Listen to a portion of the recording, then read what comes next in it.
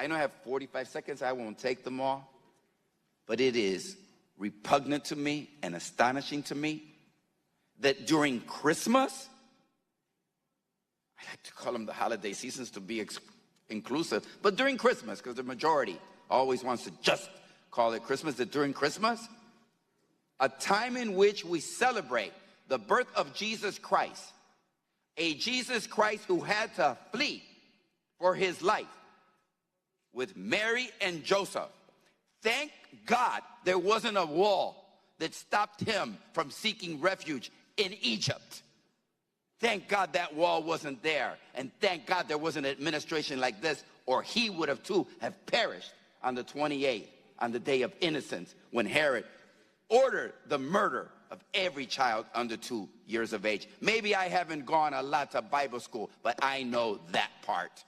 Thank God. Shame on everybody that separates children and allows them to stay at the other side of the border, fearing death, fearing hunger, fearing sickness.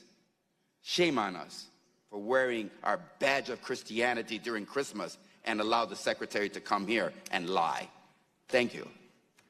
Time of the gentleman has expired. If the secretary would care to respond to any of that. Only then to say that calling me a liar are fighting words. I'm not a liar. We've never had a policy for family separation. I'm happy to walk the gentleman through it again.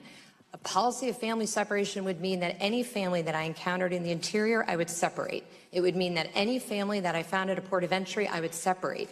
It would mean that every single family that I found illegally crossing, we would separate. We did none of those. What we did do is uphold the laws that Congress has passed, and we prosecuted those who choose to come here illegally. As far as not being compassionate, let me just tell you what I have done. And of course, he couldn't be bothered to stay, so I'm happy to tell the rest of the committee. What we have done is we have worked extensively with the Northern Triangle countries to find ways to help vulnerable populations as soon in their journey as possible.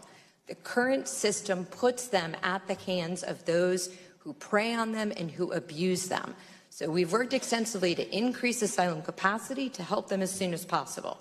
We've worked on child exploitation, including very unfortunate new crimes, which are live distance abuse, where somebody goes online and directs an abuser on how to abuse a child as they watch. That is a crime that DHS investigates and prosecutes. We have worked against traffickers. We have the first anti-smuggling, anti-trafficking strategy this January. We do investigations. We help survivors. I take personal offense on behalf of the 240,000 men and women of the Department of Homeland Security. Thank you, sir. Thank you, Secretary.